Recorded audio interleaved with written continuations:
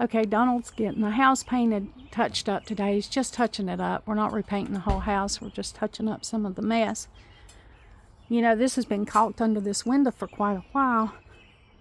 And he got the house washed, all except one little cobweb way up in the top corner. He couldn't get that because the water wouldn't knock it off.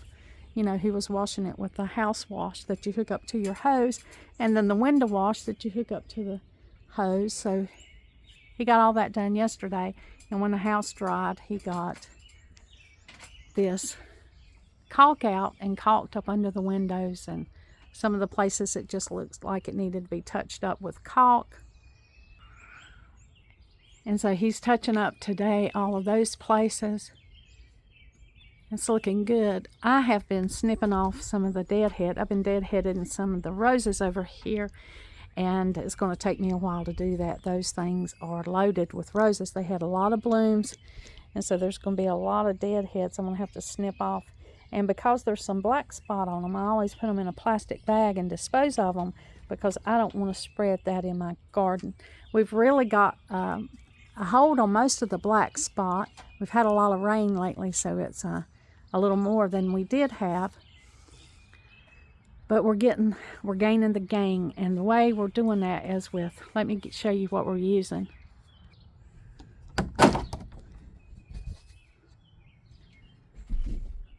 It's called copper fungicide right there, bonide copper fungicide. That's what we're using for our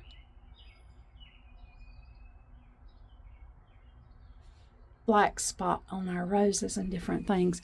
You can see right there, it's for organic gardening.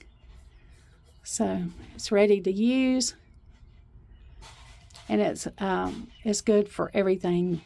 Disease on potatoes, tomatoes, fruits, flowering shrubs, and shade trees.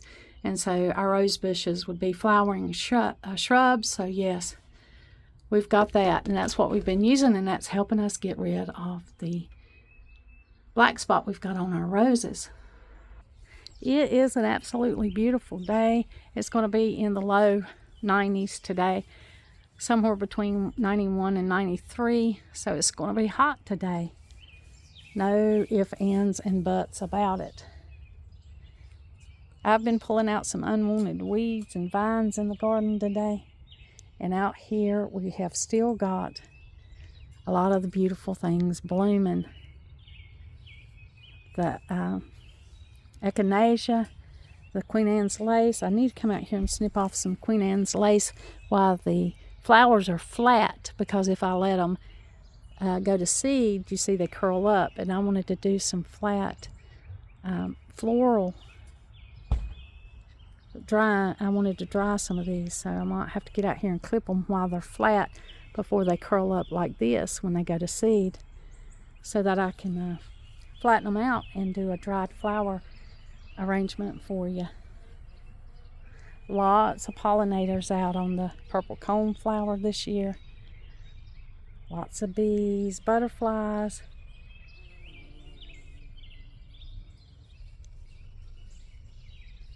Now this is the butterfly that loves the passion fruit that grows up on this vine too. It really does love the passion flower, and it looks like it loves the echinacea also. A lot of activity this morning. Everybody's wanting to eat. All the pollinators and everything's wanting to get some nectar and eat before it gets hot. Beautiful out here.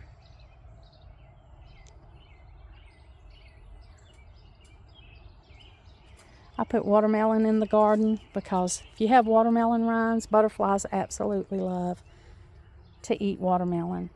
So I always throw a little piece of that out there for the butterflies to eat, as well as on the beautiful flowers.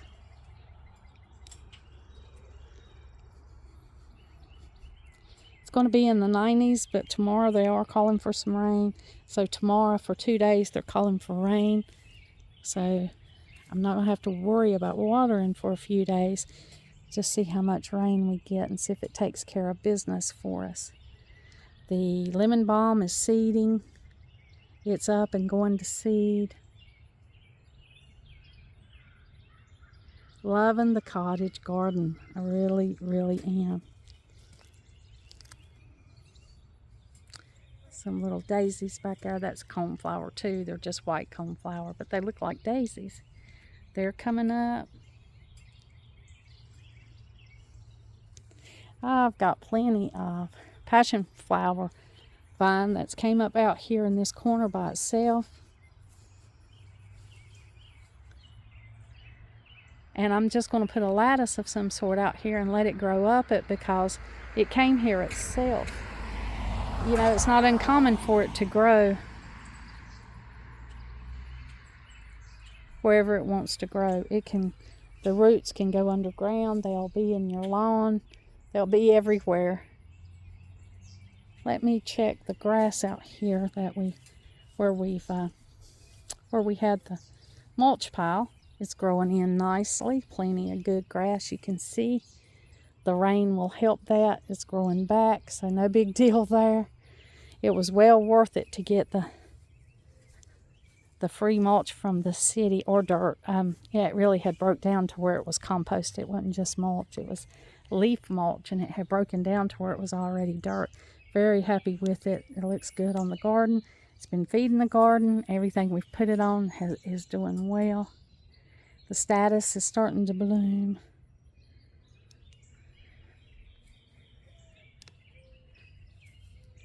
Of course, the hummingbirds love this. The bees love the flowers. The lemon balm is flowering a little bit. You can see the little flower on it there. It's not much. It has tiny little flowers, and then it'll go to seed.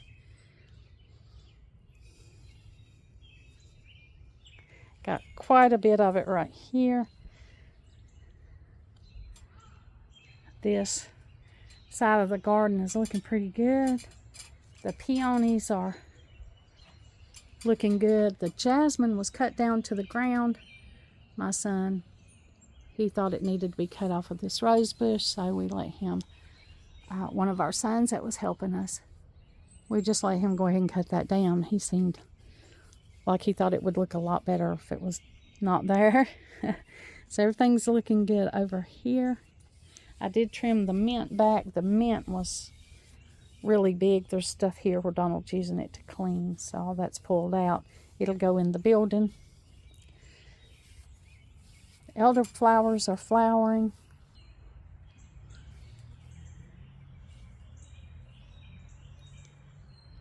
You'll probably seeing them all along the side of the street. Some are already turning brown.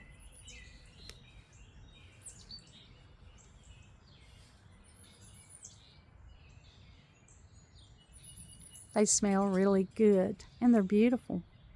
Donald's painting the shutters, and there's a secret about our shutters, isn't it, Donald? Yeah. There you go, babe. Huh? Tell us the secret of our shutters. We got us a little family of brown bats that live right here. Yeah, there's bats under the shutters. Yeah, little brown bats. I think they eat about, 30,000 mosquitoes a night. Yeah. Or bugs or whatever. Yeah, we don't bother them. They live behind this shutter and this shutter. They've been here for a long time. Oh, as long as we can remember. Not the same bats, generations of bats. Yeah. We see them, they come out at night. Yeah, they just fly We'll around. be in the backyard if we have a cookout or anything, and we'll see the little bats come out and eat. Yeah, we get the grandkids to lay on the trampoline back there and look up and see the if they can bats. find them. I think they call them, I think David named them Fruity or something. Well, they eat insects, and we leave them there. We did take the shutters off when we first painted this house blue, and we changed shutters actually. Yeah. And so, but we just try to put everything back just like. Well, when we put them back, he come back, you know. Yeah, they came back to the new shutters, so it's all good. We've got a lot of steps to getting things spruced up and cleaned up. It was a work day yesterday. I didn't get to film because it was really busy. But we got a lot done. I can't help much if I'm filming. I needed to be hands-on. So, but we had a good day. It was like a party out here. We ordered pizza and just enjoyed ourselves and slowly worked out here to get things done, to get things caught up.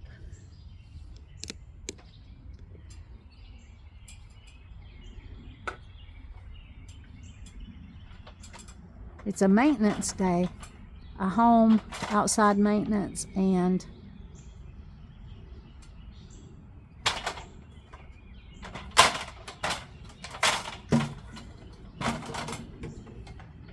we didn't get as much done as we wanted to get done.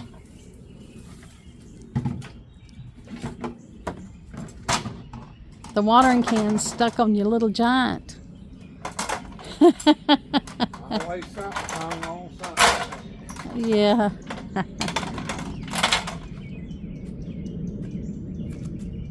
Want to catch on. I'm not real keen on heights. Donald does most of the high stuff. He gets up on the ladder.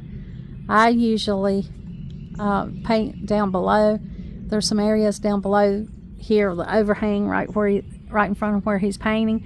I'll usually do those, maybe around the door, but I'm not too keen on climbing up on the ladders. I don't like heights. That just came on as I got older. Used to, the heights did not bother me, but they do now, so I'm not up on the ladder near as much as Donald is, especially outside. But thank God he's not afraid of heights, or we'd have to get somebody to do it for us, wouldn't we, Donald? Yeah, if I feared it. Yeah.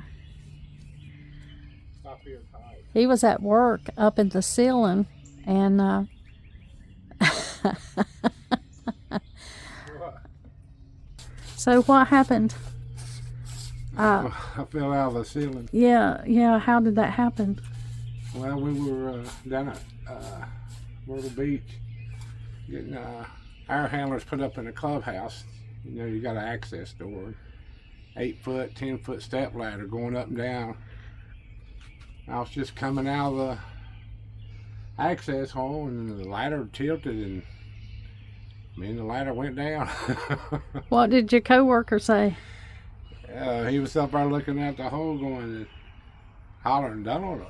He was. Well, I was on the phone with somebody else when I fell, and I still had the phone in my hand.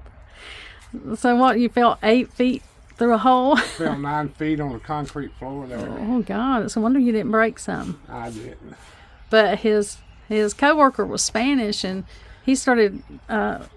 He started hollering. Yeah, started hollering in Spanish, and Donald didn't know what he was saying, and. Yeah, I was just laying down there for a few minutes. When you fall, you just lay there for a minute, assess yourself to see if anything's broke. Right. But I fell in between the ladders. There's a step ladder. I fell right in between them. Wow. Between both extensions of it. Yeah. But it was all right. Well, I'm glad I was you just a little more sore the next day because I fell on my right side. But oh, I'm so glad you didn't break a neck, a rib, yeah, an ankle, an arm. Me too. Well, I guess he still bounces well at his age. I've always bounced well. I'm not, knock on wood, I've never broke nothing but my toes riding a 10-speed. Oh, nice. And your back. Well, my back playing football, it's still fractured, but breaking a back is a big deal, buddy. Yeah. Yeah. He's I count that toughness to growing up on a farm. Yeah. You used to fall out of the barn loft all the time, putting up tobacco. Yeah. Housing tobacco. Yeah. Yeah. That's when I had tier poles. Yeah. 8 tier, 9 tier, 10 tier up. Yeah. That's a 900 stick to a 1200 stick barn. That model right there was born tough. That was made tough. Tough when you go frog gigging and the snake wraps around your leg. Ah! Best thing to do is don't move. I never personally, well, I can't say that. We did go in the boat a couple of times, but my dad and his family and all, they did go frog gigging also. If you don't know what frog gigging is, it's, what is it, Donald, really? How do you explain it? frog gigging, Yeah. you gotta get, like a, Special little tool. no, it's a tool with 3 or 4 prongs on it with a barb on it that you put on the end of the stick, and you go to the ponds at night and you're looking for water frogs, Yeah. big bullfrogs. Yeah. And you gig them. If you're in a boat, you can gig them. You go up to the bank and gig them. Right. Yeah. That's what Daddy and that's what I think we rode along a couple of times, but it wasn't our thing, so we didn't like to go. But the guys always love to go. Yeah. And you get a whole big bucket of bullfrogs, and then what would you do with them? Well, I process them and get the frog legs. Yeah. Yeah. Take the legs off, and that's the part we ate, right? Yeah. That's what we ate. Now you can buy them. You can buy boxes of frog legs now. Yeah. They're I think they've got 2 frog farms in United States. yeah, North Carolina and Louisiana. So I don't know, but I know there's 2 frog farms. Yeah. You can go buy them by the cases now. You know. Right, right. And we also eat them when we go to the Chinese buffet, don't we? Yeah, they got frog legs there too. Yeah. Yeah. They put jalapenos in them, though. We don't eat the jalapenos, do we? No, we don't. No, we don't. I just like the frog leg. Yeah. Tastes just like chicken. Fried them up just like chicken. That's exactly right. Yeah.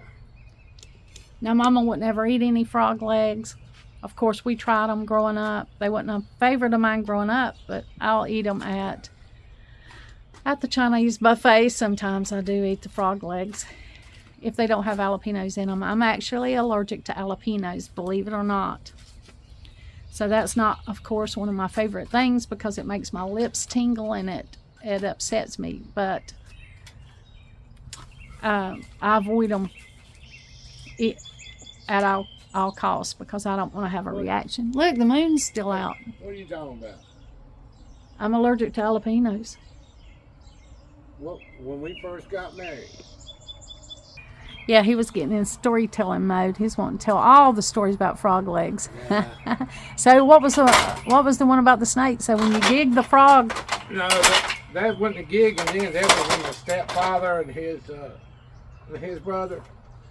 And some of the lakes, Windsor, they were pretty good sized lakes. It was way out in the country. They like to walk in. I don't know. I was about 9, 10. They like to walk around the lake. You could hear them and shine a light on the frog would freeze, and they had a little 22 rifles. Something they would shoot the frog. oh, I mean, it could be 5 feet, 8 feet, 10 feet out in the water. and it would float when you shot it. Yeah, yeah. Oh, It was me and my brother. We'd take turns, and it was our job to go in the water and get the frog. we never shot the frogs. Well, you just shoot him in the head. It ain't gonna fix his legs. Well, I'm just saying we didn't ever shoot the frogs. But that's just the way they did. The Fletchers did. Right. And we go in, and I mean, we was just t-shirt and shorts, and we was ready to go. Oh God, that's Every terrifying. 12 o'clock at night, we didn't think nothing of it. We just jumped right in the water and swim out there. They just had their lights on us. Swim back, put it in the bag. Woo. And then that one night I went out, and then I come back where I could stand up. And I'm in the water about knee deep, a little over knee deep or something, and I felt something wrap around my right leg, and I froze. Yeah. I stood still, and my stepdad was named Wayne. I said, Wayne, something just wrapped around my leg. So they come out to the edge there, and they're shining a light down in the water, and you can see it was I'm pretty sure it was a moccasin. Ooh. But he didn't bite me or nothing. He just wrapped around me, and he's sitting there with his head floating off to the side like that. Yeah. Wayne was a real good shot, but he come out in the water a little bit, and he was standing there with his rifle. And I don't know how long we had. Standing there 5-10 minutes until he kind of sort of stretched out, and he was able to shoot him in the head, and then when he at the same time jerked me out of the water at the same time, Yeah. But it's a dead snake then. Yeah, North Carolina waterways, fresh waterways, there are water moccasins and cottonmouths. Are they the same? Yeah, I call them the same. Ah. Cottonmouth's more black, but his mouth's real white. Yeah. Only if you go catfishing at night, you can build a bonfire or put out a lantern near the edge of the water, and you want to catfish, just wait. Go down at Blues Creek or somewhere like that at night, Yeah. and a cottonmouth He's black. His mouth's white like they're showing to you. I think they're two different snakes. And he will come. He will come to the light. You can see it'll look like a white cotton ball floating on the water, and he'll come to the light at night. Oof. I don't want him to come to the light. They're both venomous. Yeah. Cottonmouth and water moccasins are venomous. Yeah, they're poison snakes. Well, I've told you the story. But you got water snakes. You got some water snakes that are not poison. There is a water. It's similar to the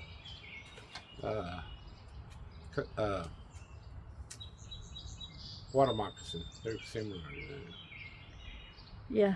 Well, I told you about us going to the swimming hole in Virginia near family. Mm-hmm. We went up there to visit Granny. Yeah.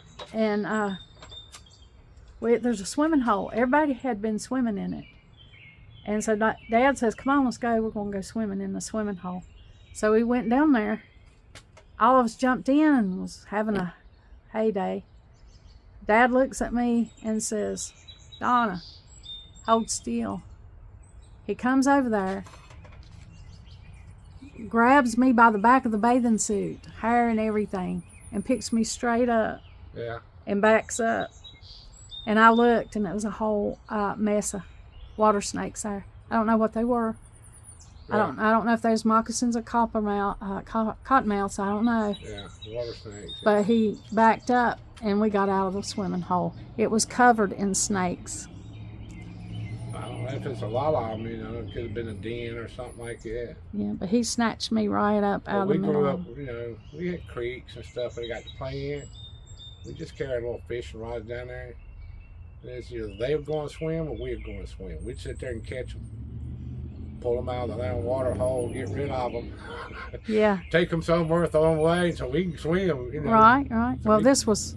So we play in the creek. I'm going to say it was a good 25 or 30 snakes going like this in the water, just swimming around. It was a snake hole, evidently. But when they were swinging in it, the snakes wasn't there. They either hatched. Do they hatch, or are they born, or what? Depends on which snake it is. Yeah. Well, anyway, the snakes wasn't there when everybody was swimming in the hole a few weeks later, but then the snakes were there when we came to swim that day. Yeah. Hey, that was a source of fun. Playing in the creek. We played in the creek all of our life. Yeah. That's just a snake story. Yeah, it was a frog story. We was talking about frogs. Oh yeah, we was talking about frogs. And it turned into snakes. Well, I don't particularly love snakes, but I know the difference. I'm trying to learn the difference in venomous and non-venomous, and we all know copperheads are venomous. That can be a deadly snake, so we're careful of that thing. We hadn't saw one around here, thank God, and I think it's because we had those possums. Possums kill snakes. Donald did find a big, was it about 5 feet or longer? Snake skin. Yeah. No, I was talking about the black snake. Oh yeah, the black snake, yeah. How many feet would you say? He's about 5 feet. About 5 foot black snake. He was big. He did find that. I won't show you the picture of that because I've got a friend that hates snakes, and she said if I ever showed a snake on here, she wouldn't watch my channel anymore. So I don't show the snakes on here, but she had one in her house, and we had one in our house. Donald had left the basement door open while he was out there weed eating, and evidently that weed eating scared him out of the weeds over there on the side of the house, and he came crawling in through the basement. So we had one in the house, and Donald just picked him up and took him across the street and let him go. Now across the street right there is a creek back there behind those houses. My kids were little. My oldest son, he was 10 months old. Our oldest son was 10 months old when we moved in this house. He was just a little bitty boy, and he had blonde hair, and when we moved in this house, it was just us and one child. And they grew up here. Then I had my next son, and then I had my daughter. We had our daughter. We're all here, and the kids grew up here, and they would go right across that street and play in that creek that's right behind that house. And there are plenty of memories of playing in that creek, and of course we always had a creek near where we lived growing up. Donald did too. There was always a creek, and a creek is a wonderland for a child.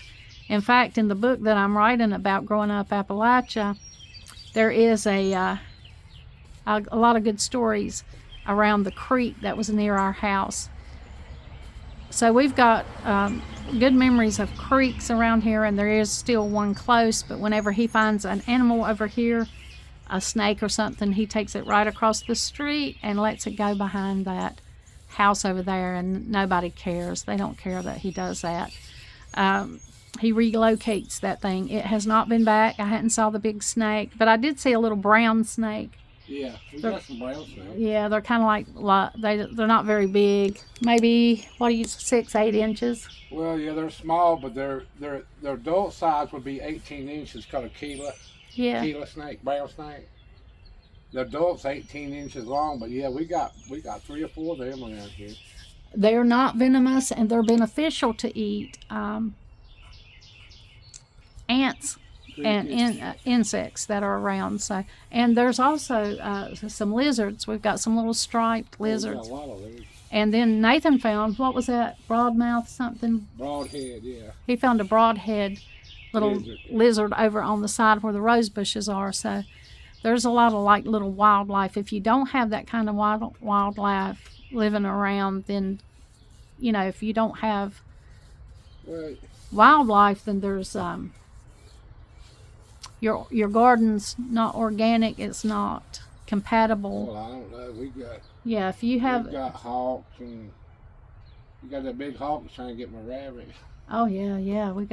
That's the one that killed the dove. Yeah. I think it's a hawk. I don't know if it's a hawk or a falcon. That thing was huge. It was huge. And you know, I got real close to it. You've heard that story before. When I went in to feed the rabbits, there was this huge white hawk. I guess it's a hawk. We'll call it that. It was white with gray spots all over it, and it was sitting. White-chested. That's what you're looking at. It was sitting on the rabbit cage, and I was looking at it, and it was looking at me.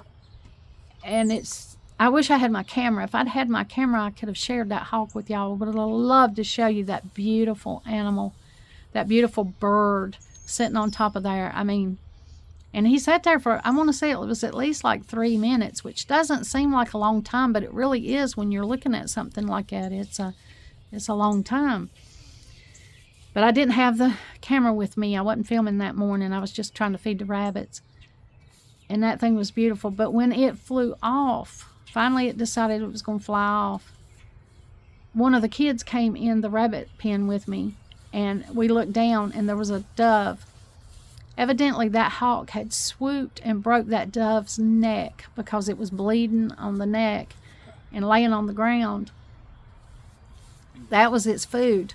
I had interrupted its hunting, so it got one of the doves, and we still have the other dove. You know, they mate for life, those mourning doves, and the mate still sits on the cable by itself. But anyway, I wish I could have filmed that for you. That would have been a remarkable video. I would have loved to share that with you, but that all happened so unexpectedly and so quick that I didn't get to film it.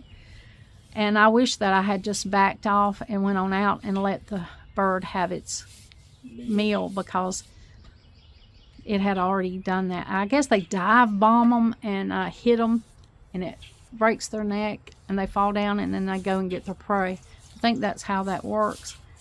But I have looked and researched to see what kind of hawk that is, and there are a lot of different hawks, but I haven't saw one so far in my research that looked just like that one.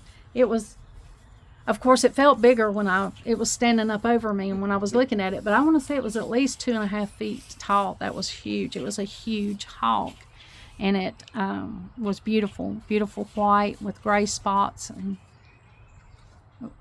you know, a crooked bill, and it was just awesome. It was awesome to see. It was an awesome experience. I've also had another awesome experience in Virginia, going to my sister's house. I worked at a restaurant. I was managing a restaurant, and I'd have to close late at night. And sometimes I wouldn't get out of there until 3 o'clock in the morning. And if that was a case when I had to close and open, so if I closed at 3 o'clock in the morning, I'd have to be back by 7 a.m. in the morning, and I lived an hour away.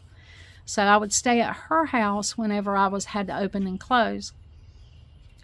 Well, I was coming home at 3 o'clock in the morning, or coming to my sister's house, and she was behind me. Her and her husband was behind me. And as I was going down the dirt road near the river, beside the river, there was a mountain lion. And it was drinking water from the river. It was over at the river, and it sauntered across the road right in front of me. It didn't run, it just sauntered. And my mind saw it, but when you see something out in the wild like that, it takes you a minute to perceive what it was. In my mind, I was thinking, what is it? What is that? It's not a deer. You know, it was tan colored with kind of a dark stripe. You thought it was a big cat. I realized it was a cat when I saw the tail hanging down. When I saw that long tail, as it got a little bit more in front of me, I realized that's a cat. That's a mountain cat. And it was, you know, they call them panthers up there. The locals in the area call them panthers. And they were mountain lions. And they say that they're not mountain lions up there, but there are. There are mountain lions in Virginia, because I saw one cross the street. But when I realized what it was, and it was just sauntering across the street, I just watched it until I couldn't see it anymore. It just went right across the road, right in between the houses that were on this other side of the river. It was a river, not a creek. And it just went right up the mountain, up into the woods, and it disappeared. But when we got to my sister's house, I said, "Did you see that?" And she said, "Yeah, we see them around here sometimes." And it's not an uncommon sight for her. Well, it was uncommon for me, and it was wonderful. It was wonderful to see that beautiful, majestic animal out in, you know, what he considered the wild, drinking water and then going back into the mountains. It was an awesome sight. They also have bears, many bears around their house. It's not uncommon to see bears. I've told y'all our bear story. We made a video about that where me and Donald were picking blackberries, and we had a bear encounter. But it was pretty safe, wasn't it, Donald? Yeah, we handled it well, and it all worked out. Actually, a horse scared that bear away. We were picking blackberries in a friend of ours' horse pasture. And they had given us permission to go up there and pick those blackberries. That whole hill was just covered in blackberry plants. But while we were up there picking, I told Donald, I said, "Look at that scat." Yeah. It was huge. It was not a small animal. It was not deer scat. It was not mountain lion scat. It was something bigger, right? And it wasn't a horse. There was horses in that pasture. And Donald said, "Yeah, I've got my 44. I said, "Okay." And there it was. Well, we go a little further, and there's a carcass of an animal laying there. A deer carcass or something. It's a pretty good-sized animal carcass laying there. So I said, "Donald, we're in somebody's feeding ground." And, you know, bears do eat blackberries. They sure do. I said, okay, I had 2 gallons of blackberries, one in each hand. I said, I'm going to head on down the mountain and put these blackberries in the truck. Donald gave me the keys. I come on down, get in the truck with the blackberries. I thought, I've got enough blackberries. Well, he didn't want to come. He said he was going to finish.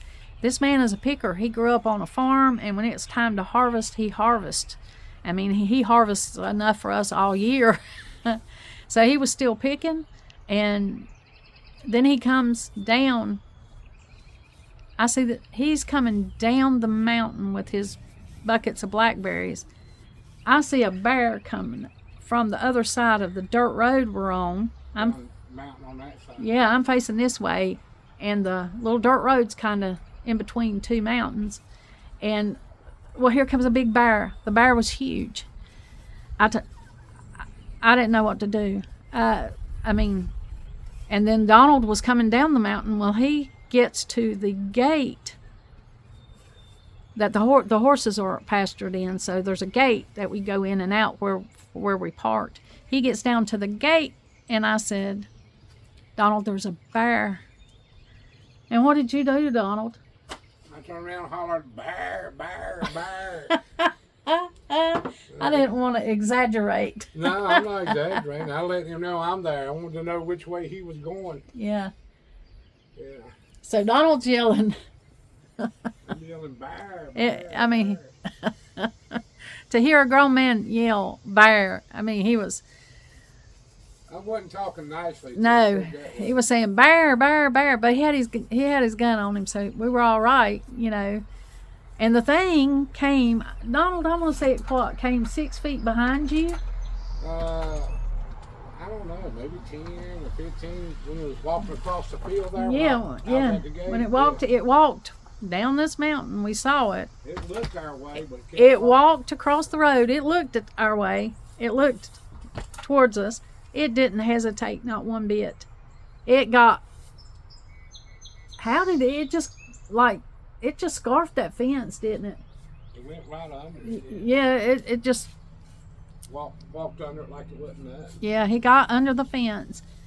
It was in the pasture, and then what was that? Hank the horse. That was our brother-in-law's horse.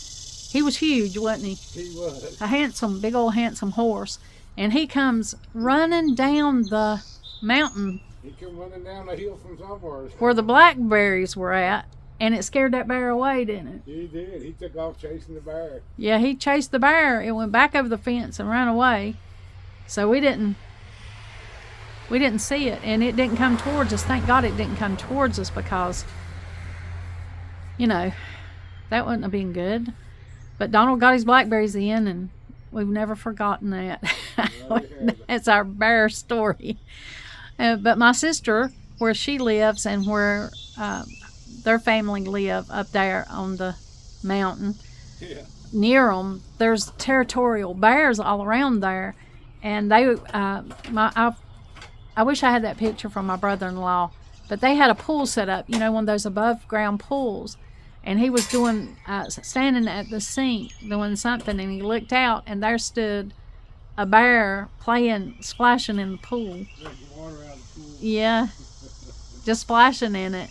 And then my sister, she went out one morning to get out on her deck in the morning. We like to sit outside in the morning, drink coffee.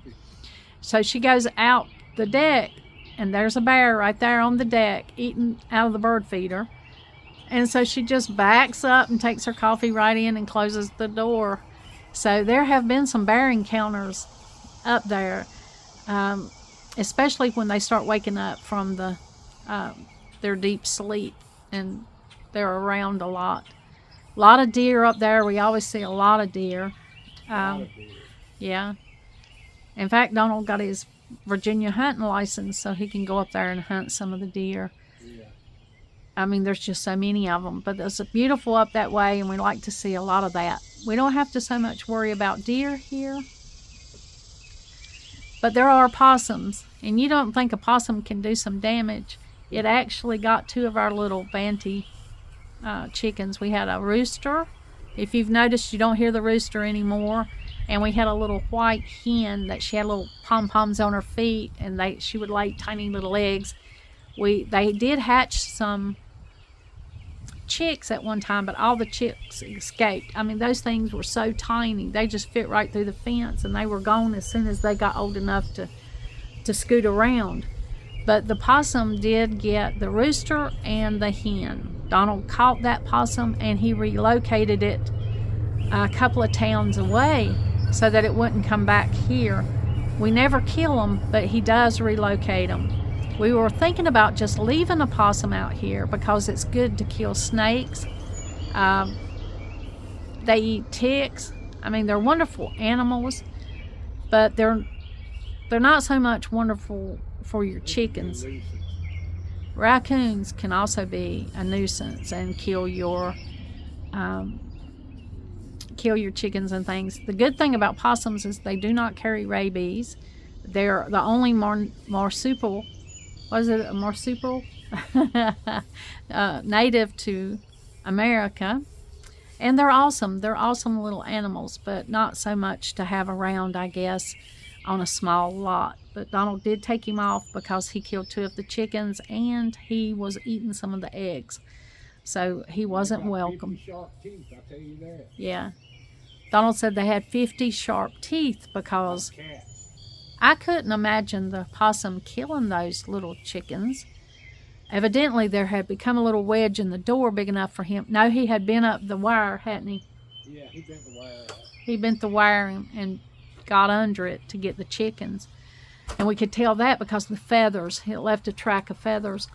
But I said, I can't believe a possum that kills chickens. And Donald said, yeah. They've got 50 sharp teeth, pointed razor sharp teeth. And I was like, okay. But yeah, come to find out, that's what got your little chicken. Yeah. And we had been feeding a squirrel. My little grandson has been feeding a squirrel for years. And the little squirrel just is getting so tame, he just comes up on the driveway and different things. So he had peanut butter out there that he put on the he puts on like vanilla wafers and nuts and stuff for the squirrel. It was the squirrel treat. Well, he had left that jar of peanut butter out and it fell off the deck and had like broke one end off. And we were out sitting out there one night and we heard something under the deck going just like a cat makes when you feed a cat. Yeah, I'll let Donald just tell you what it was doing. It's like, you know, it cracks and he's sticking in them, yum, yum, yum, yum, yum, yum. Yeah. Yeah, he was enjoying that, wasn't he? He was making yummy sounds. What kind of paint have you got there? Can you show us the brand of paint you're using? Well, since we're talking about Bear paint. Bear paint and primer. Yeah. Turn it around, we'll look at it. Bear You can paint. see it right there. That's a good paint. Durable, long-lasting, and it is. Yeah. Exterior, semi-gloss, enamel, deep base. Yeah. Bear meat's greasy. Yeah. It's not. Holy. It's not. It has good fat on it, It but the does. lean is not You greasy. can make some good tallow out of it. Yeah, bear grease. Well, it was good to eat. That meat was like lean steak. It was kind of like a sweet was. beef, I liked actually. It was good. Yeah. We had a friend that got a bear and gave us half of it, and it was really good. Well, yeah. Yeah, he called me to come up there and help him dress it out. Yeah. That was an experience with him. But it was good. Yeah, it really was. And he had a tag, and he got that bear legally, so there was no problems. But we enjoyed the lard that came off the fat, and we enjoyed that meat. It was really good. Well, that's all of the stories, I guess, that we've got for today. We just thought we'd tell you a few Appalachian stories. We're out here working. We like to remember some of the things. The frog leg story came up, led to the other stories, the snake stories, and the mountain lion and the bear stories. We hope you enjoyed them today. We sure enjoyed sharing them with you. I'm not scared of snakes. Look, I'm as tall as you are when I stand on the step. You on the first step. I know. I got my hat on. Look at that. Oh, I like this. I've always been under your arm. Well, you're going to have to grow, get taller. I think it's a little too late for that.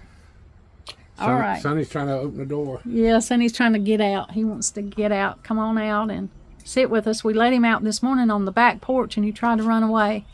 So he don't get to come out on the front porch. But he thought he could. He was bumping the door. We're going to go ahead. It's date day, but we had a few things to knock out before the rain came. Yeah. And then we're going to go this evening and have a little bit more. We'll have a little bit of a date day before the end of the day. But we sure do thank you for joining us and letting us share our Appalachian stories with you. We hope you have a great day. We want to finish our job. We're going to finish working up here. And like always, until next time.